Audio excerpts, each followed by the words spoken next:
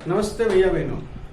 आज हम दूसरे अध्याय का अगला टॉपिक जिसका नाम है पीएच स्केल। इससे पहले हमने अम्ल और क्षार के बारे में बातचीत की थी, लेकिन ये जो अम्ल और क्षार है वो कितना अम्लता युक्त है कोई पदार्थ या कितना क्षारकता युक्त है कोई पदार्थ, इसकी जानकारी हम देखकर पता नहीं कर सकते। या तो चख कर सकते हैं, तो चख कर करेंगे तो अगर कोई जो बहुत ज्यादा मात्रा में अम्ल होगा तो हो सकता है हमें नुकसान हो जाए। इसलिए जैसे मान लीजिए कि अगर एक प्रश्न है जिसमें अगर पानी के अंदर 2 बूंदे अगर मैं सांद्र अम्ल की मिला दूं और किसी एक दूसरी प्रणाली में 2 से अधिक सांद्र अम्ल की मिला दूं तो कौन सा अधिक अम्ल होगा और कौन सा कम होगा, तो हम बता सकते हैं कि जिसमें 2 से अधिक सांद्र अम्ल मिलाया वो अधिक अम्लता युक्त है। लेकिन इसकी जानकारी हम चख कर नहीं कर सकते, उसको कैसे करना, उसकी जानकारी करने के लिए 1909 के अंदर एक वैज्ञानिक आया जिसका नाम था सोरेनस। उस वैज्ञानिक ने किसी भी विलयन के अंदर कितना वो एसिडिक है, वो कितना क्षारीय या एल्कलिक है, उसकी जानकारी करने के लिए एक स्केल का निर्माण किया था जिसे हम पीएच स्केल कहते हैं, जिसे हम पीएच स्केल के नाम से जानते हैं। ये 1909 में सोरेनस नाम के वैज्ञानिक ने बताया था। इस वैज्ञानिक ने 2 बातें बताई थी जिसको एक तो पीएच और एक पीओएच, ये 2 बातें बताई। लेकिन हम अभी यहाँ पर पीएच के बारे में पढ़ेंगे। पीएच का मतलब होता है, जैसे मैंने अभी शुरुआत में कहा था, किसी विलयन में कोई विलयन कितना एसिडिक है, कोई विलयन कितना क्षारीय है, उसकी जानकारी कर सकते हैं। लेकिन इसकी पीएच की जो सही परिभाषा है सोरेनस से बताई थी कि किसी विलयन में उपस्थित हाइड्रोजन आयन की सांद्रता, कोई विलयन है उस विलयन में हाइड्रोजन आयन कितना है, उसके आधार पर हम कह सकते हैं वो अम्ल कैसा है, वो क्षारीय कैसा है। तो हाइड्रोजन आयन की उपस्थिति के आधार पर उसको हम अम्ल और क्षारक में बांट सकते हैं। तो वो एक स्केल बताई, या उसको एक दूसरी परिभाषा हम कह सकते हैं कि हाइड्रोजन आयन की सांद्रता का ऋणात्मक लघुगुणक। ये भी परीक्षा है, ये भी परिभाषा है। या तो ये परिभाषा या ये परिभाषा, दोनों एक ही प्रकार की परिभाषा। एक सरल परिभाषा है कि किसी विलयन में उपस्थित हाइड्रोजन आयन की सांद्रता, तो उसको हम कहेंगे कि वो पीएच, उसका पीएच मान कितना है हाइड्रोजन आयन के आधार पर बताएंगे। या उसका कह सकते हैं हाइड्रोजन आयन की सांद्रता का जो लघुगुणक, ऋणात्मक लघुगुणक होता है, वह उसका पीएच कहलाता है, जिसका सूत्र है पीएच बराबर -log10H या -log10H3O। अब आप यहाँ पर कहोगे आपने H3O कैसे लिखा? ये इसलिए लिखा क्योंकि हमको पता है कि हाइड्रोजन आयन जो है वो कभी भी मुक्त रूप में अकेला नहीं रह सकता। इसलिए जैसे ही हाइड्रोजन आयन टूटता है वो जल के अणु के साथ संयोजन कर लेता है और हाइड्रोनियम आयन बनाता है। इसलिए इसको या तो ये लिख दीजिए या ये सूत्र लिख दीजिए, -log10H3O प्लस लिख सकते हैं, या पीएच बराबर -log10H लिख सकते हैं। इस प्रकार ये एक सूत्र है इसका, ये पीएच स्केल का सूत्र भी मान लीजिए, ये सूत्र भी है, ये परिभाषा हुई। दोनों में से कोई भी परिभाषा आप लिख सकते हैं। तो हाइड्रोजन आयन की सांद्रता ज्ञात करने का जो तरीका होता है, जो पैमाना होता है, उसको पीएच कहा जाता है, इसका पीएच स्केल बोलते हैं। और जैसे मैंने बता दिया 1909 में सोरेनस ने कहा था। अब आता है कि पीएच का मतलब क्या? पीएच का मतलब पी और एच, ये 2 चीजें हैं। पी का मतलब यहाँ पर जर्मन के एक शब्द पोटेंशियल से लिया गया है, जर्मन शब्द है जिसको पोटेंशियल जर्मन शब्द लिखा है, इसका मतलब होता है पावर। इसका मतलब क्या होता है? पावर। पावर का मतलब होता है शक्ति। ये जर्मन शब्द से लिया गया है पोटेंशियल से। और एच का मतलब होता है हाइड्रोजन। इसका मतलब क्या होता है? हाइड्रोजन। तो हाइड्रोजन आयन की जो शक्ति होती है उसको पीएच बोलते हैं, यानी हाइड्रोजन आयन की पावर, उसको पीएच कहा गया है। तो यानी किसी भी विलयन में हाइड्रोजन के आधार पर हम उसको अम्लता और क्षारकता के रूप में बताएंगे। तो अगर एच आयन है तो अम्लता के रूप में, और जैसे मैंने कहा था सोरेनस से एक दिया था पीओएच भी दिया था, तो यानी वो कितना क्षारीय है, वो pOH power of hydronium hydroxyl ion के आधार पर कहेंगे। तो पावर ऑफ हाइड्रोक्सिल आयन के आधार पर उसकी क्षारकता बताएंगे और पावर ऑफ हाइड्रोजन के आधार पर उसकी एसिडता बताएंगे। इस तरह उसने सोरेनस ने 1909 के अंदर आपको पीएच स्केल की सबसे पहले दी। अब हमारे पास प्रश्न आता है कि एक्चुअली पीएच होता क्या है, यानी पीएच स्केल क्या था। आप कहोगे पीएच स्केल यानी जो हमारे स्कूलों में या कक्षाओं में हमारे पास इंस्ट्रूमेंट बॉक्स में पी स्केल होती है, वैसी नहीं, वैसी स्केल नहीं होती है। इसको स्केल नाम इसलिए दे दिया गया क्योंकि ये एक प्रकार का, जिस तरह लिटमस पेपर होता है उसी प्रकार का पेपर होता है। सिर्फ उसको जिस विलयन की हमको सांद्रता ज्ञात करनी है, हाइड्रोजन आयन ज्ञात करना है, अम्लता और क्षारकता ज्ञात करनी है, उसमें उस विलयन में डाला जाता है तो उसका रंग बदलता है और एक रंग की टेबल दे रखी है, उसके सामने उसके नंबर दे रखा है। अगर इस ये रंग होता है तो इसमें इतना एसिडिक है और इसका नंबर ये है, तो इस आधार पर उसको एक स्केल नाम दे दिया गया। एक्चुअली एक पेपर ही होता है एक तरह का, और उसमें किसी विलयन में डालने पर वो अलग अलग रंगों के अंदर परिवर्तित होता रहता है, इसलिए इसको क्या बोलते हैं, पीएच स्केल का नाम दिया गया है। तो इसलिए दिमाग से निकालना, कोई स्केल इस प्रकार की स्टील की या प्लास्टिक की कोई फुल पट्टी होगी, वो नहीं होती। एक पेपर होता है, उसको अलग अलग विलयन डालने पर उसको अलग अलग रंगों में बदलता है और वो रंग के आधार पर उसको हम उसके अंक और रंग के आधार पर उसको अम्लता क्षारकता देते हैं। तो जो स्केल होती है वो अब किस प्रकार की होती है, जैसे मैंने कहा इसमें अंक पाए जाते हैं। तो इस प्रकार की स्केल, मान लीजिए इस प्रकार की स्केल होती है, ये स्केल इस तरह की स्केल होती है। किताब में, कुछ किताबों में इस प्रकार की स्केल बनाई रखी है, ठीक है, इस प्रकार की स्केल। कुछ पुरानी किताबों में इस प्रकार की स्केल भी बताई गई है, इस प्रकार की स्केल बताई गई। तो कुछ ही प्रकार बता सकते हैं। अब आपको इसमें इसने मोड़ दे तो वो स्केल अपने वाली स्केल नहीं है, तो ये पेपर है, इसमें अलग अलग रंग है, तो इस आधार पर स्केल बताई गई है। अब स्केल के 3 भाग कर लीजिए, पहला भाग, दूसरा भाग और बीच में तीसरा। तो यहाँ है 0, यहाँ है 14, यानी इस स्केल में 0 से 14 तक के अंक पाए जाते हैं और 0 से 14 अंक के बीच का जो मध्य अंक होगा वो होगा 7। तो ये 7 हो गया, ये क्या हो गया 7। क्लियर। अब जो इस 7 से 0 के बीच का जो भाग होगा वो आपका अम्लीय माध्यम कहलाएगा। कौन सा माध्यम कहलाएगा, अम्लीय, एसिडिक मीडियम, यानी इससे कम अंक अगर कोई आता है तो वो अम्लीय पदार्थ है। 7 से 0 के बीच में अगर उसका रंग आता है तो यानी वो पदार्थ जो आपने लिया है वो अम्लीय पदार्थ है। 7 से लगाकर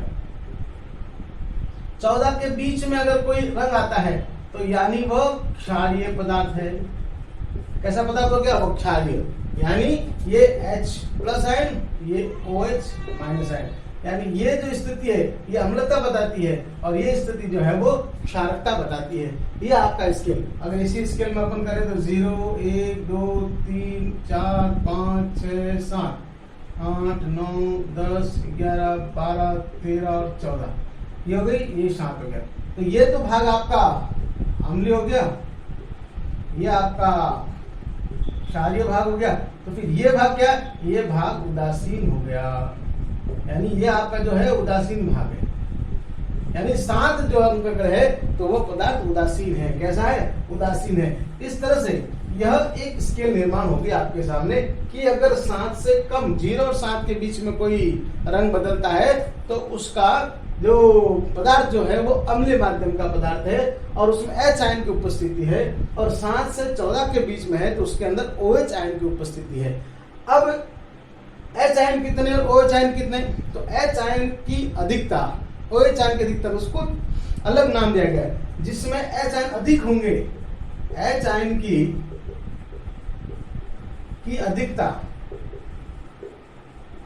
अगर जिसमें H आयन अधिक मात्रा में है उसको प्रबल अम्ल कहेंगे। क्या कहेंगे, प्रबल अम्ल कहेंगे, उसको प्रबल अम्ल के नाम से जानते हैं। यानी जिसमें H आयन की मात्रा अधिक है उसको प्रबल अम्ल। अब वो कितने होंगे, तो यानी 2, 3 या 0 के बीच में जो संख्या होगी वो आपकी प्रबल अम्लता कहलाएगी। यानी वो 0, 1, 2 ये प्रबल अम्लता की निशानी है, वो ज्यादा एसिडिक वन, इसमें H आयन की मात्रा अधिक है। जो प्रबल अम्ल होंगे उसमें H आयन की मात्रा अधिक होगी, इसलिए उसको प्रबल अम्ल कहा गया।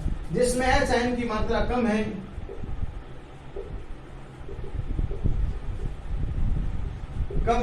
उसे दुर्बल अम्ल कहेंगे। उसको क्या कहते हैं, दुर्बल अम्ल कहते हैं। जिसमें H आयन कम पाए जाते हैं उसको दुर्बल अम्ल कहते हैं। आगे भाई मेरे समझ में, तो ये H आयन में जिसकी अधिकता उसको प्रबल अम्ल, और जिसमें H आयन की मात्रा कम होती है उसको दुर्बल अम्ल। इस तरह अम्ल की दो परिभाषा होती है, दो प्रकार के अम्ल पाए जाते हैं, एक प्रबल अम्ल और एक दुर्बल अम्ल। ये आपको 11वीं-12वीं कक्षाओं में जो प्रयोगशाला में जाएंगे तो वहां मिल जाएंगे, कंसंट्रेट, डाइल्यूट, ये आपको नाम वहां मिलेंगे। इसी तरह OH आयन की, अभी तक क्षारकता के बारे में पढ़ेंगे तो OH आयन की अधिकता, जिसमें OH आयन अधिक हो वो क्या कहलाएंगे, वो कहलाएंगे प्रबल क्षार, वो क्या कहलाएंगे, प्रबल क्षार कहलाएंगे। और जिसमें OH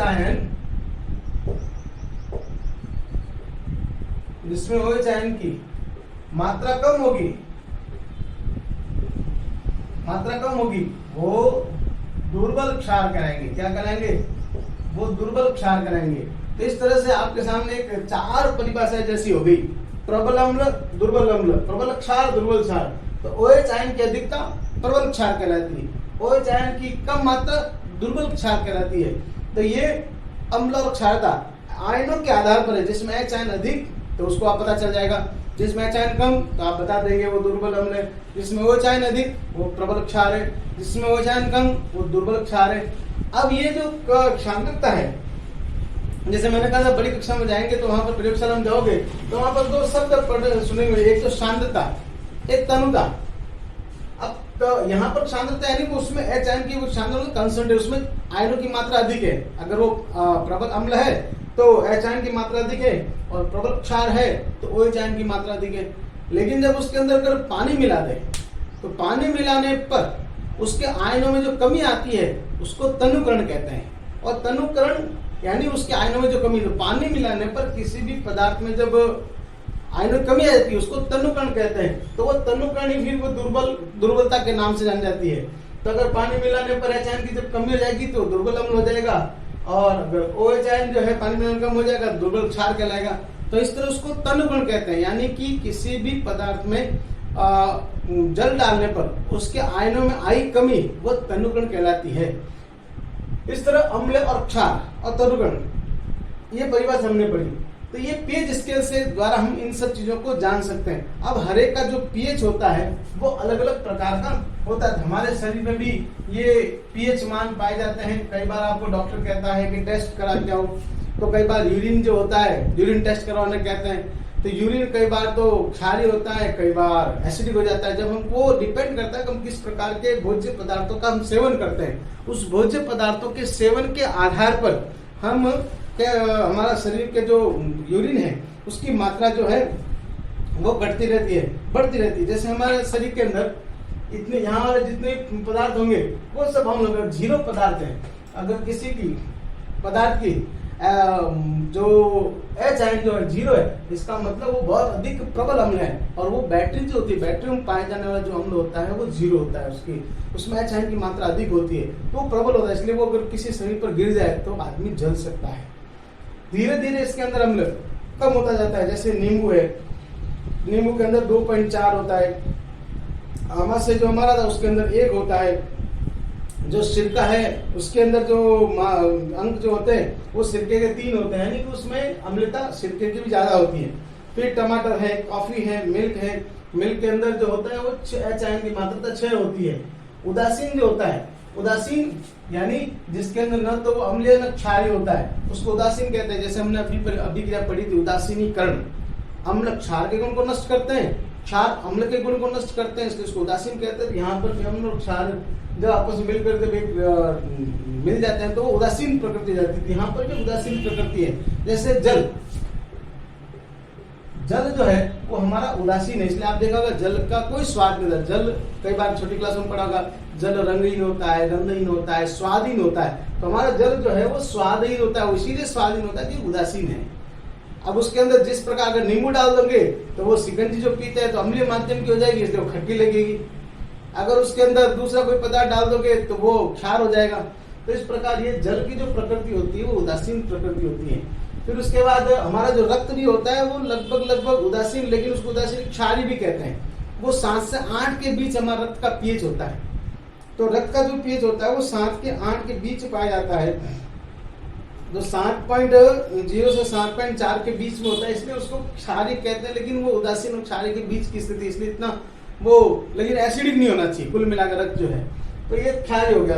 और प्रबल क्षार के रूप में जो साबुन होता है, वो जो हमारा प्रबल क्षार के रूप में काम आता है, या मिल्क ऑफ मैग्नीशिया है, वो प्रबल क्षार के रूप में होता है। तो ये क्षारीय पदार्थ है। यहाँ पर अम्लीय के रूप में हम लिख सकते हैं ये कौन कौन से पदार्थ है। नींबू हो गया, सिरका हो गया, दूध हो गया, कॉफी हो गई, ये सब आपके अम्लीय पदार्थ में आएंगे। बैटरी का जो HCl H2SO4 जो सॉल्यूशन है वो तो है ही है। इसके अलावा क्षार के अंदर जो है वह आपका सोडियम हाइड्रोक्साइड NOH, यह आपका क्षारीय पदार्थ हो गया, सोडियम हाइड्रोक्साइड है। और उसके अलावा क्षार के अंदर जो है रक्त है, साबुन का पानी है, साबुन का पानी है, ये आपके क्षार के अंदर आ गए। और इसके अलावा मिल्क ऑफ मैग्नीशिया,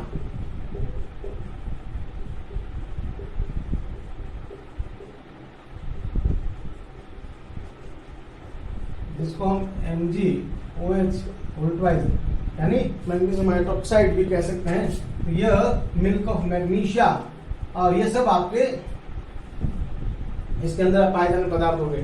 तो यह आपके क्षारीय हो गए, अम्लीय हो गए, उदासीन हो गए। इस तरह पीएच का उपयोग हम दैनिक जीवन में अम्लता और क्षारता को जांचने के लिए करते हैं। तो ये पीएच हो गई। पीएच के बारे में वापस ब्रीफिंग। पीएच जो पावर ऑफ हाइड्रोजन, हाइड्रोजन सांद्रता ज्ञात करने का एक तरीका है, अम्लता और क्षारता ज्ञात करने का तरीका है, जिसको 1909 में सोरेनस नाम के वैज्ञानिक ने बताया था, जिसको शॉर्ट में पीएच कहा जाता है। पी यानी पावर ऑफ हाइड्रोजन, हाइड्रोजन की जो पावर होती है, हाइड्रोजन की सांद्रता होती है, उसको पीएच कहते हैं। पीएच स्केल के बारे में मैंने बताया था, स्केल किस प्रकार की होती है, और इस तरह से यह पीएच के बारे में हमारे दैनिक में काम आता है। अब आगे अगला जो टॉपिक आएगा, अपना जो अगला वीडियो जो होगा वो होगा कि दैनिक जीवन में हम पीएच का उपयोग किन किन चीजों में कर सकते हैं, वो किस किस रूप में हमारे काम आती है, उसके बारे में हम अगला वीडियो देखेंगे। धन्यवाद।